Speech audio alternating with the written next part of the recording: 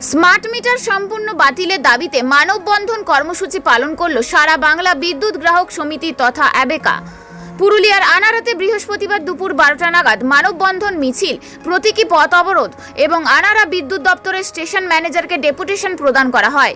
Smart meter বসানোর বিরুদ্ধে প্রতিরোধ গড়ে তোলার আহ্বানে সাধারণ গ্রাহকদের ঐক্যবদ্ধ করতে এই কর্মসূচি নেওয়া হয়েছে রাজ্য জুড়ে।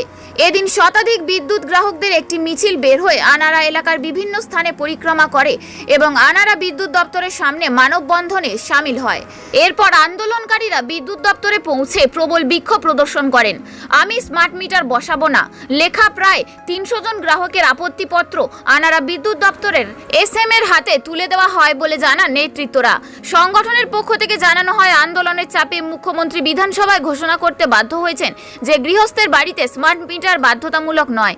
তবে কেন্দ্রীয় RDSS প্রকল্প সম্পূর্ণ বাতিল না হওয়া পর্যন্ত এই আন্দোলন আরও তীব্র করার হুঁশিয়ারি দিয়েছেন সংগঠনের জেলা সেক্রেটারি অনিল চন্দ্র বাউরি, কপিধ্বজ বাউরি, শঙ্কর মাঝি, জগন্নাথ বাউরি সহ অন্যান্যরা।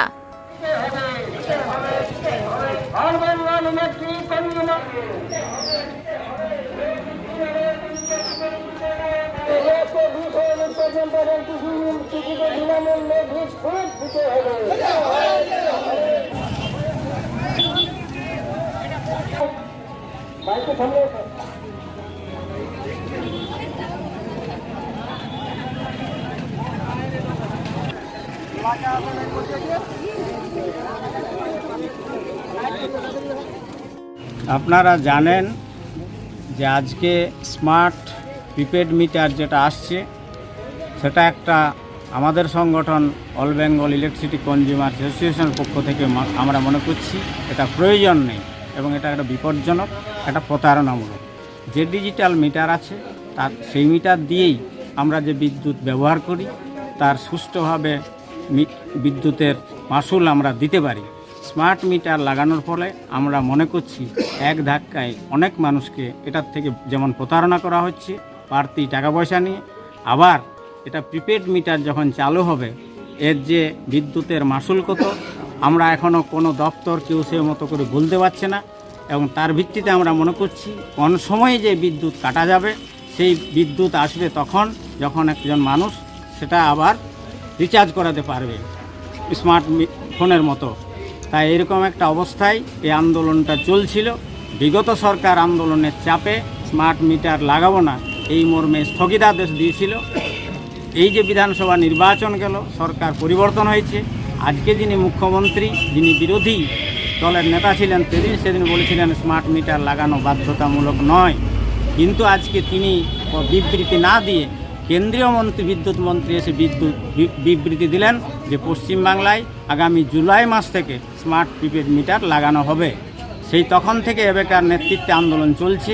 2রা জুন আমরা বিদ্যুৎ ভবনে কলকাতায় জানিয়েছি আলটিমেটাম দিয়ে, এবং আজকে সারা পশ্চিমবাংলার দ্বিতীয় পর্যায়ে যে আন্দোলন শুরু হচ্ছে স্মার্ট মিটার বিরোধী, সেটার উপরে আজকে মানববন্ধন।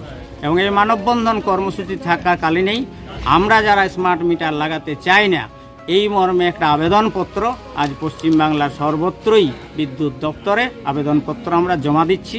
আজকে আনাড়া কল সেন্টারের সমস্ত জায়গায় আমরা এই বিদ্যুৎ আজকে যতগুলো মানুষের আমরা সংগ্রহ করতে পেরেছি আবেদনপত্র সেখানে জমা দেব। এই ছিল আজ আমাদের কর্মসূচি। আমাদের মূল দাবি হচ্ছে স্মার্ট মিটার লাগানো বন্ধ সর্বস্তরের গ্রাহকদের, শুধু গৃহস্থ না, ব্যবসায়ী, ক্ষুদ্র ব্যবসায়ী, কমার্শিয়াল সকলের। এমনকি আমরা সরকারিভাবে যে স্কুল কলেজে লাগাতে চাই, হাসপাতাল লাগাতে চাই, তাও আমরা বন্ধ করাতে চাই, কেন স্মার্ট মিটারের কোনো প্রয়োজন নেই। দ্বিতীয় হচ্ছে স্মার্ট বিদ্যুৎ ব্যবস্থাকে ঢালাও বেসরকারিকরণের নিয়ে যাবে। এক বিদ্যুৎ মন্ত্রী ঘোষণা করেছেন যে বিদ্যুতের অনেক খরচ বাড়ছে, তাই বিদ্যুতের মাসুল আবার বাড়ানো হবে এবং সমস্ত বিদ্যুৎ পরিষেবাটাকেই বেসরকারিকরণের দিকে নিয়ে যাবে। আমরা তার বিরোধিতা করছি। তার সঙ্গে সঙ্গে আমরা যে সিকিউরিটি মানি জমা দিই, সেই সিকিউরিটি মানির একটা সুদসহ টাকা বছরান্তে ফেরত পাওয়ার কথা।